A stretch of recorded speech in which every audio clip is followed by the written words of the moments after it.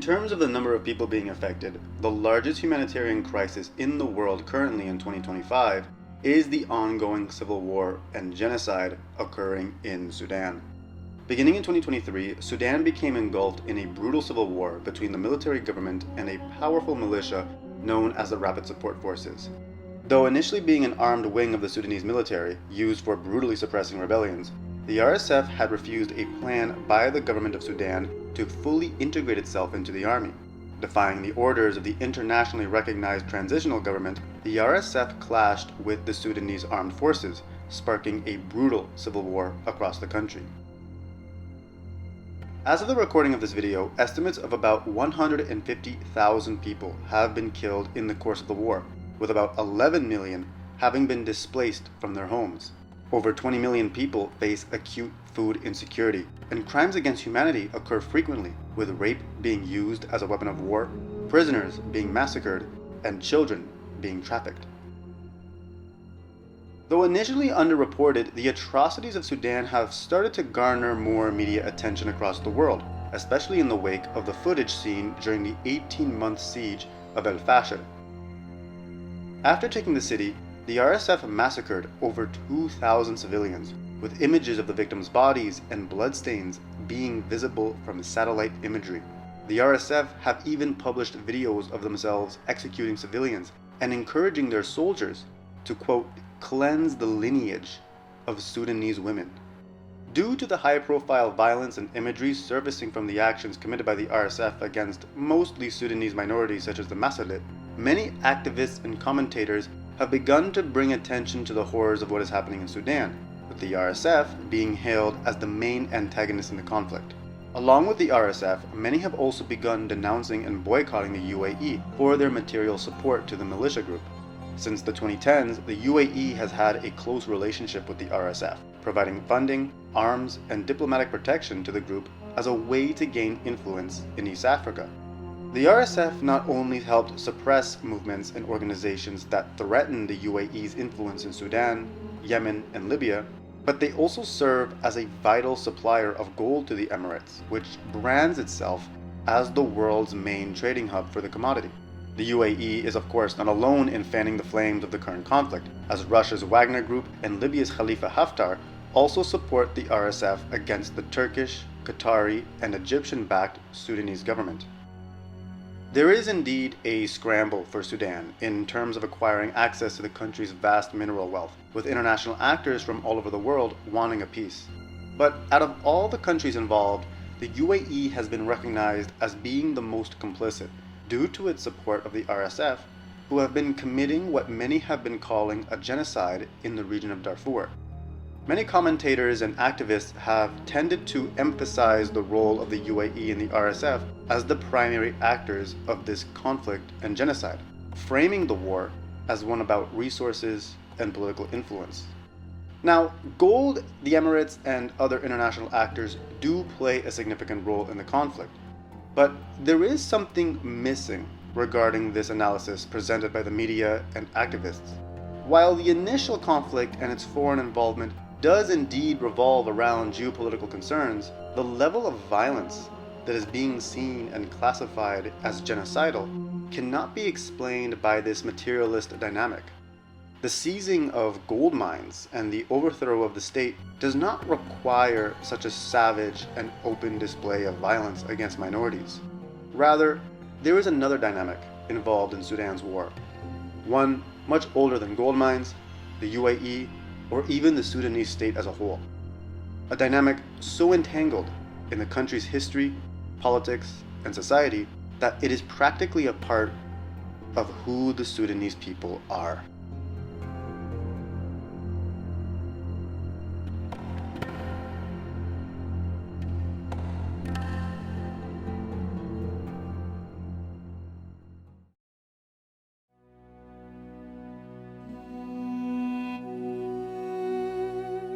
The region that encompasses what is now modern-day Sudan and South Sudan is an immense span of desert, mountains, and forest, of which the Nile River acts as the bloodline of fertility and transportation.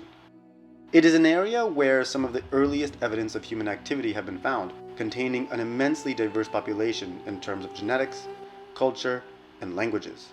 The first settlements of the region date back to over 5,000 years, in an area known as Nubia, where a complex civilization developed, engaging, trading, and at times even conquering the ancient Egyptians. The Kingdom of Kush was a powerful empire that was renowned for its wealth in the ancient world, being a major trading partner to Egypt by supplying animal skins, ivory, gold, wooden products, and most famously, slaves. Like other ancient civilizations, slavery was an integral part of the economic and societal apparatus of Kush, with captives of war from Egypt, Libya, and other African domains serving as slaves. With the commodity of slavery being mainly a product of war, the people of Nubia were known for their military prowess, with their bowmen being feared by the Egyptian armies. Even the mighty Romans would face a military defeat at the hands of the Kushite state, under the leadership of Queen Anna Marinus, who solidified the sovereignty of the kingdom against what was at the time the most powerful empire in the world.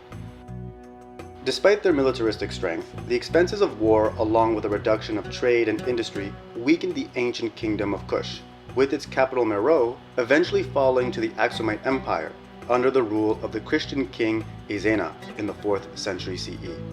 With Christian missionaries from Aksum and Egypt proselytizing the region, Christianity became prevalent in Sudan, with the emergence of 3 powerful kingdoms taking the place of the ancient Kushite Empire. These Christian kingdoms would enjoy a friendly alliance with the Byzantine Romans and benefit from a stable trade network along the Nile River. However, after the Muslim conquest of Egypt in the 7th century, the dynamic between the people of Nubia and their neighbors would forever change. After taking Egypt, the Muslim armies marched south to Nubia in an attempt to subdue the kingdom of Makuria. Despite having crushed the forces of the Persians and Romans, the Arabs suffered a devastating defeat at the hands of Makuria, with one Arab source reporting that the Muslims had never suffered a loss like the one they had in Nubia. Reaching a stalemate, the Islamic Caliphate and the Christian kingdom of Makuria established a pact in which the Nubians would provide an annual supply of slaves to Egypt in exchange for grain and the recognition of their borders. This arrangement would come to define the relationship between Christian Nubia and the Arab Muslim empires, as the pact would last for over 600 years and establish a legacy that continues to haunt the region to this very day.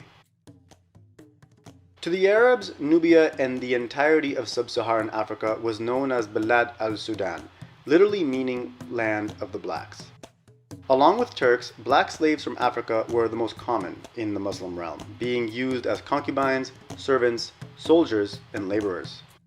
Despite making ethnic distinctions among the different black African peoples, Arab slave traders saw these populations primarily as a commodity, with the Arabic word for slave, abid, mainly being in association with black African peoples, even to this day.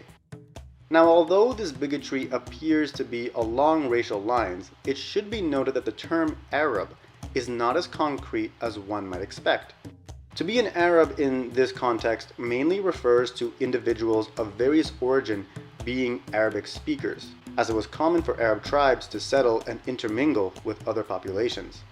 In many cases, the very Arabs who traded black slaves would be considered black themselves in a Western conception of race. It should also be noted that while the Arabs did dominate the slave trade of Africa during this time, they did not establish it, as these long-distance trade routes were established by African societies long before the arrival of the Arabs. Rather, the Arab merchants were able to dominate these trade routes as mediators between Africa and the rest of the Islamic world, which always had a high demand for slaves. Islam as a religion and political institution never abolished slavery, but it did set about certain conditions in regards to its trade and practice. In Islam, a Muslim cannot enslave another Muslim, and non-Muslim slaves could only be procured through the trade of those already born slaves and or those captured in battle. This legal requirement resulted in Muslim empires often waging war against non-Muslim communities just to acquire slaves, meaning that the slave economy was dependent on calls for jihad. Waging jihad for the capture of slaves was common in the Mediterranean and Black Sea, but in the context of Nubia, this was not necessary, as the Christian kingdoms of the region were the ones capturing and providing the slaves. With a high demand for slaves, the kingdoms of Nubia initiated the kidnapping of local peoples to supply not only Arab traders, but also themselves. These slaves were acquired not only through the conquest of other tribes, but even through the kidnapping of their own people. Chroniclers of the time described the various nations of Nubia as a people who enslaved their own, with locals even kidnapping the children of other families when food supplies were low. Being mainly an agriculturalist society, slaves performed the majority of labor in the Nubian economy, creating a clear class division. More importantly, however, the commodification of human beings as something to be bought, sold, kidnapped, and exploited ultimately devalued the lives of the people in the region. Violence and humiliation against other Sudanese people was therefore not just an economic requirement of a slave economy, but also one of the major pillars of their social order. Despite paying tribute to large and powerful Muslim empires, the Christian kingdoms of Nubia continued to maintain their religion and culture for hundreds of years, enjoying relative stability and at times even prospering. Islam as a religion came gradually to the region of Sudan, mainly through the migration of Arab tribes, merchants, and Sufi orders that settled in the region and mixed with the locals. Sufi orders were of particular importance to the spread of Islam in Sudan, as they were able to advertise their Islamic faith by using cultural and religious concepts related to the locals of the region. This centuries-old process of Islamization would culminate in the establishment of the Muslim Funj Sultanate, which would become the dominant political force of the region from 1504 to 1821. Even after the establishment of the Funj dynasty, Islam would still need time to fully integrate itself into the region of Sudan, with many of the rituals, institutions, and cultural practices of the Sultanate remaining traditionally Nubian in origin.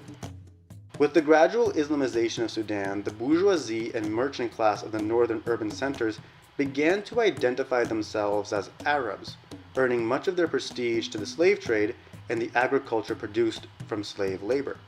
With Islamic law becoming the primary legal framework in Sudan, the social distinction between classes started to have a religious dynamic, as Muslims were given legal and social protections that non-Muslims could not attain, especially in the context of who can be enslaved. Like its predecessors, the Funj would continue to export slaves to other Muslim domains, being a particularly strong trading partner to the Ottomans. The success of the Funj Sultanate relied on a tight control over their caravans and a monopoly of the slave trade to Egypt, which was mainly supplied through capturing followers of animism from southern Sudan. The capital of Sennar was considered to be one of the great cosmopolitan centers of sub-Saharan Africa, with the Sultanate hosting wealthy merchants and esteemed Islamic scholars under the protection of a large slave army. Over time, however, the Funj began to decline as a military and economic force, with its government authority and trade networks becoming decentralized, and its domains being conquered by rival African powers, such as the Fur Sultanate and the Ethiopian Empire. By the 19th century, the Funj Sultanate was in a deteriorating state, making it vulnerable to an emerging Egypt led by Muhammad Ali Pasha. Though technically a vassal of the Ottoman Empire, Muhammad Ali's Egypt enjoyed enough autonomy to commence his own private venture into Sudan, overthrowing the Funj Sultanate and incorporating much of modern-day northern Sudan into his administration by 1821. Being renowned for their fighting ability, Muhammad Ali occupied Sudan for the exploitation of its slaves, hoping to build a large army out of enslaved Neolithic peoples. Administrating the province was thus secondary to the exploitation of the region's people and resources, as Muhammad Ali had the explicit intention of modernizing Egypt into an industrial, European-like nation. To govern their newfound territory, the Egyptians established a military post at the confluence between the Blue and White Nile that would serve as the administrative center of the colony. This military post would grow into what is now the current Sudanese capital of Khartoum. Being driven by the prospect of building a slave army, the Egyptian military naturally served the role as the primary administrators of the colony. However, governing Sudan proved to be difficult for the often understaffed and underpaid Egyptian army, with the prospects of finding gold and building a slave army never fully coming to fruition. The only industry that truly kept the colony afloat was the exploitation and trading of slaves, with the British explorer Samuel Baker writing that slavery, quote, kept Khartoum going as a bustling town.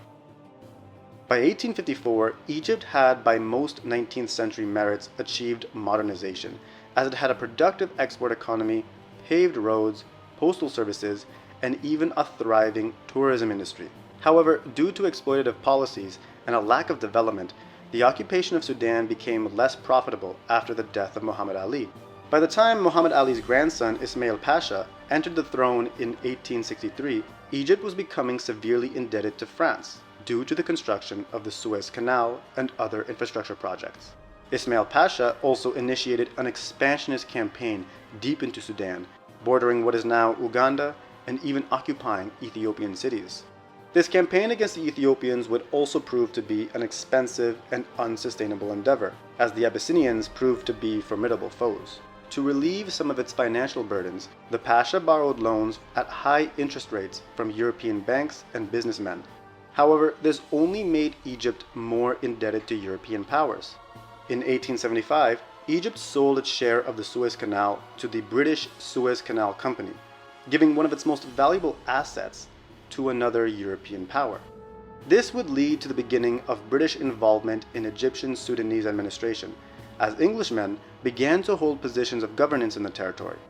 In 1877, a British military veteran by the name of Charles Gordon was appointed Governor General of Sudan, where he would carry out reforms that the British pressured Egypt to adopt. One of these reforms was the abolition of slavery in trade and practice, which was to be complete by 1880. Slavery, however, was the backbone of the Sudanese economy, which was, prior to the English administration, already being heavily taxed by the Turco-Egyptian government. With the newly implemented restrictions on slavery and an increase in taxes, the local Sudanese population had little resources to live off of. It is from this short period between 1877 and 1881 that the grievances of the local Sudanese natives would conjure the arrival of Muhammad Ahmed, the self-proclaimed Mahdi and the father of Sudanese nationalism. Being born to a family of shipbuilders, Muhammad Ahmed would study Islamic theology under the tutelage of the Samiyya Sufi order. He would prove to be a proficient scholar of the Quran, the Sunnah, and theology as a whole. With high illiteracy throughout Sudan and the Sufi orders being the main religious authorities of the region, Muhammad Ahmed's proficiency in religious scripture and theology brought him a considerable amount of local influence. In 1881, Muhammad Ahmed would publicly proclaim himself to be the Mahdi, a messianic figure associated with the second coming of Jesus and the restoration of the Islamic faith before the Day of Judgment. After hearing of this proclamation, the Egyptian government sent an envoy to arrest Muhammad Ahmed, fearing the religious and political connotations of such a statement. Despite being armed with firearms and outnumbering the Mahdi's followers, the Egyptian troops would fall to Muhammad Ahmed's men with the usage of just spears and swords. After several victories against the colonial forces, Muhammad Ahmed led his followers on a campaign against the Turco-Egyptian administration, in the hopes of liberating the people of Sudan from what he deemed to be an unjust and un-Islamic occupation. While there were many grievances to be had with the Egyptian occupation of Sudan, Muhammad Ahmed and his followers were mainly concerned with the government lacking Islamic legitimacy, as it often employed non-Muslim foreigners into positions of power and imposed policies that contradicted the Sharia. The appointment of Charles Gordon was especially insulting to the Sudanese, as he was not only a foreign infidel who was completely illiterate in Arabic, but his policy of abolishing slavery as a trade and practice demonstrated how little the Egyptian establishment valued their religious obligations. Slavery was not only enshrined by the Mahdi as a legitimate Islamic institution, but it was also the industry that Sudan's entire economy depended on. With the foreign administration committing both an economic and religious violation upon the locals, many Sudanese would join the Mahdiya movement with the primary goal of reinstating slavery. As the Mahdi's followers grew in number, so too did his influence. and after consistent military victories against Egyptian forces, the movement would eventually lay siege to the capital of Khartoum, ending the Turco-Egyptian occupation of Sudan and establishing a theocratic state with the Mahdi as its head. Shortly after taking Khartoum in 1885, the Mahdi would die of typhus and be succeeded by Abdullah al-Khalifa, who would continue to uphold the Mahdiya revolution and state until its eventual collapse in 1898 by British intervention. Despite his leadership being short-lived, Muhammad Ahmed as the Mahdi would inspire generations of Sudanese nationals and be remembered as the catalyst for the country's independence movement, with the National Ummah Party having direct links to the disciples of the Mahdi. In 1899, the British and Egyptian crowns would agree to rule Sudan as a condominium, with the two states sharing administrative responsibilities of the colony. In reality, however, the British were the true overlords of Sudan, as they also more or less controlled Egypt as a protectorate.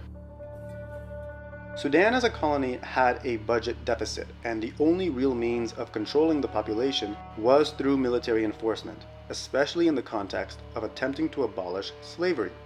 Though being one of their primary missions, the British did not and could not abolish slavery in Sudan. There was success in mitigating the external trading of slaves, but internally the British continued to tolerate the use of slavery as a means of maintaining economic and social stability.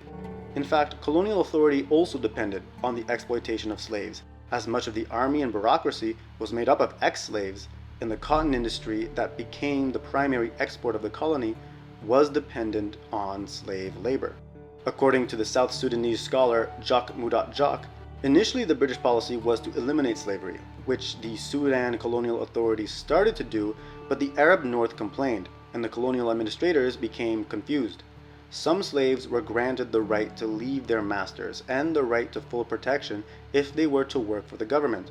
Most southern slaves were unable to return to their families and had to accept the government's slave-like employment, a kind of wage slavery. The colonial government made it a condition that a freed slave take up some career in order for his or her free status to remain protected.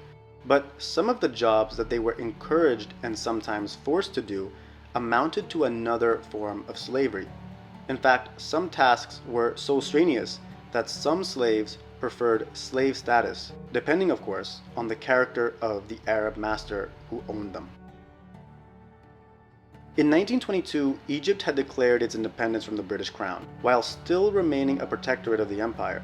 This set the stage for discussions and debate among the Sudanese elite about their national future, with some wanting to forge a path towards independence and others wanting to unify with Egypt.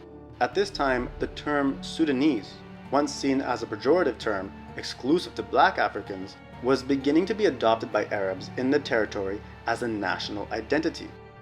This nationalistic fervor threatened the British colonial authority over Sudan, which was just beginning to become profitable with its cotton industry.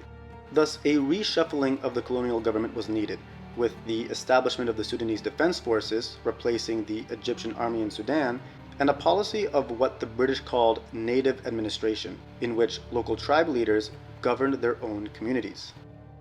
By decentralizing state authority along tribal lines, the British sought to disrupt the prospects for independence among the Sudanese as one nation and maintain their hold on the colony.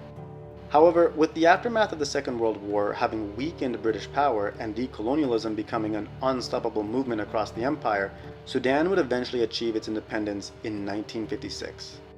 Though initially set up as a parliamentary government, issues surrounding governance were very much apparent as the two major political parties, being the Democratic Unionist Party and the Ummah Party, were under the influence of the country's two major Sufi orders, the Ansar, who were the disciples of the Mahdiya movement, and the Khatamiyya, who advocated for Sudan to unite with Egypt.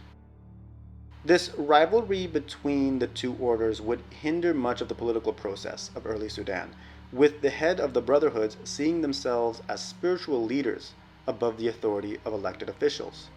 With the major parties being influenced by rival religious authorities, infrastructure being minimal, and the country being linguistically, regionally, and religiously divided, the parliament found it difficult to function as a coherent institution. Thus, in 1958, the Sudanese Defense Forces, now renamed the Sudanese Armed Forces, stepped in to fill the political void of Sudan and establish a more decisive government. This dynamic of a counterproductive and indecisive parliament needing to be overhauled by the military would continue to be the trend in modern Sudanese politics, even up to the present, with the country having had 7 successful coups and the majority of its modern history being under military rule. Like previous Sudanese governments before, the SAF sees itself as the primary developer of the Sudanese state, as it is one of the largest employers of the country, as well as the largest consumer of local goods, and the primary maintainer of infrastructure.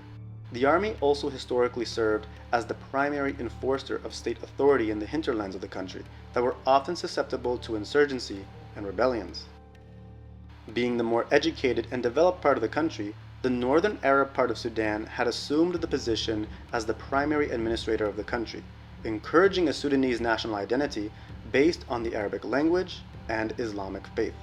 Seeing their language and culture as interlinked with Islam and its divine word, Arab tribes and nationalists in Sudan held a position of superiority over the non-Muslim and non-Arab peoples in the periphery, continuing to refer to them colloquially as Abids.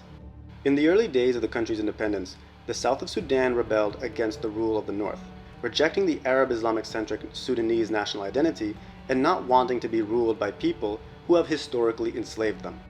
The Sudanese army responded with violent repression, the encouragement of Islam as the main religion, and the suppression of Christianity and animist traditions.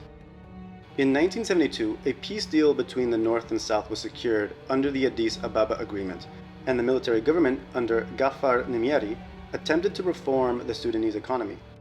To earn capital, Nimyari had placed an emphasis on Sudan's agriculture production and oil industry, inviting foreign companies to explore oil reserves in the south. Sudan became known as the breadbasket of the Arab world, supplying a great deal of agricultural products to the Gulf states in exchange for investment. This expanding agricultural sector, however, was mainly reliant on an exploited migrant workforce that usually came from the south due to the displacement from the previous civil war. The majority of Sudan's oil reserves also came from the south, with the residents of the region seeing little in returns. During Nimyari's reign, he had been in constant conflict with the various Islamist parties of the country, including a rising Muslim Brotherhood that was emboldened by arms provided by Gaddafi's Libya. Measures to suppress these groups through violence failed, pressuring Nimyari to adopt Islamist policies to appease the parties. This included the implementation of Sharia law across Sudan, in which public displays of punishment and execution of dissidents were normalized, and religious minorities, particularly in the south, were marginalized. After having dissolved the government of South Sudan in violation of the Addis Ababa Agreement, Sudan was once again embroiled in civil war. Nimyari would be ousted in a coup shortly after in 1985, with the military government of Sudan, especially under Omar al-Bashir, continuing to rule Sudan as an Islamic state and wage what it called a jihad against the infidel South. To combat southern resistance, the Sudanese military utilized Arab pastoralists from the Baggara tribes, as they were not only familiar with the terrain of the south, but they were also the traditional slave raiders of the region. These Baggara tribesmen would serve as the backbone for Islamist militias, such as the Popular Defense Forces and the National Islamic Front, who would fight alongside the SAF as a paramilitary force.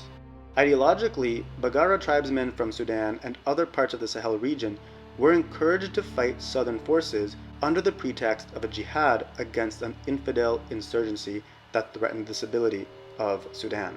However, despite being tasked with fighting southern armed forces, most of these tribal militias tended to avoid confronting armed rebels and instead focused their efforts in attacking civilian villages.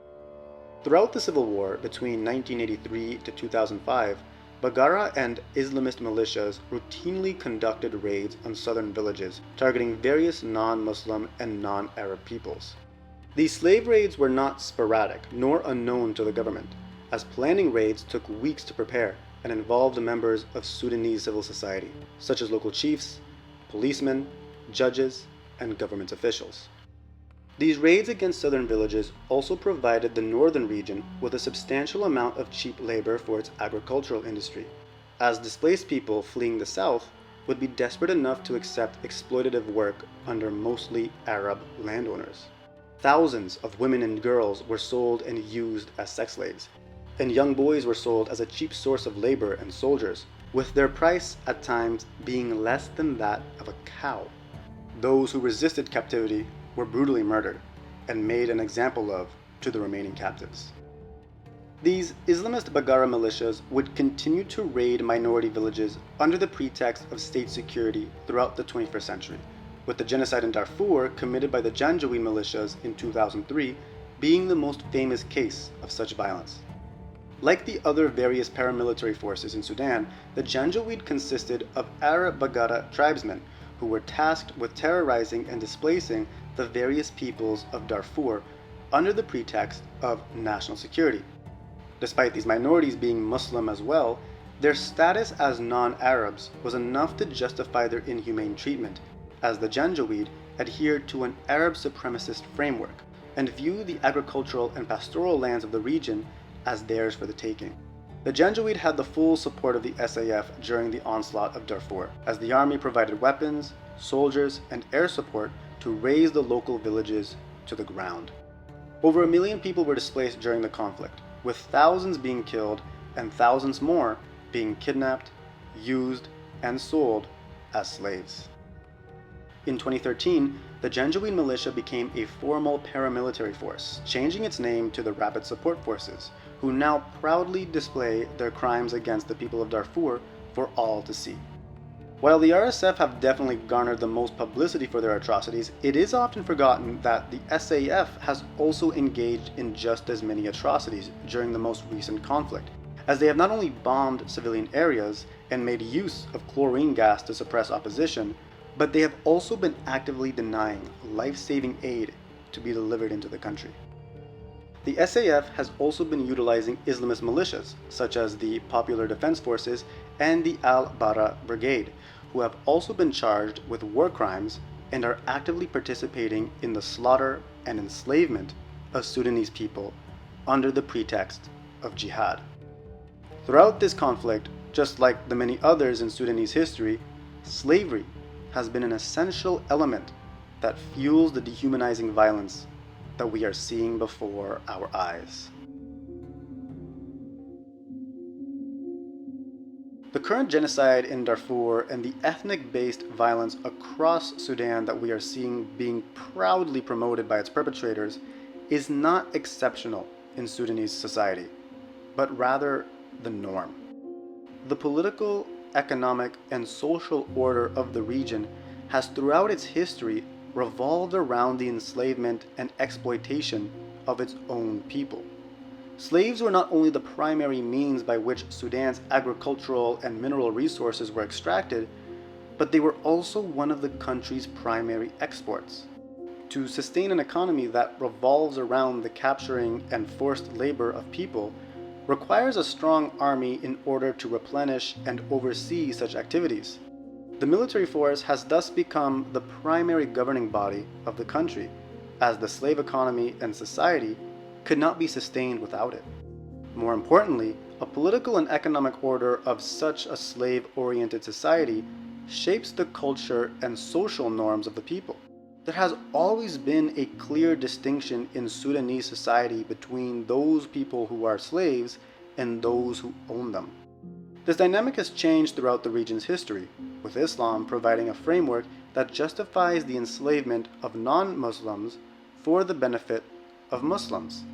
The contributions of Islam as the social and political order of the country should not be ignored in this context, as it has very much encouraged the maintenance of Sudan's slave economy and society. With some people being consistently labeled as commodities, a clear class and eventually racial distinction was established in Sudan, with Arab Muslims assuming authority and supremacy over the non-Muslim black Africans, which they continue to casually refer to in their language as slaves. Sudan's national hero, who gave the country its first true sense of national identity, championed his cause in the name of Islamic orthodoxy and reinstating slavery. The British colonial authority could only maintain its hold of the territory by appealing to the public's desire to maintain slavery, despite their campaign to abolish it. Raiding villages and kidnapping dissident minorities as slaves to be sold, used, and abused was and still is a prevailing strategy of the Sudanese military and Arab tribes in order to reinforce their dominance over the country. Enslaving, abusing, and massacring helpless minority civilians is what the political, economic, and social order of Sudan is built upon. The fact of the matter is that the atrocities we are seeing were happening before the UAE and other countries got involved, and they would still be occurring irrespective of outside support, as this genocide is ultimately based upon Sudanese people killing other Sudanese people. Sudan as a country is not the victim of genocide. It's the problem.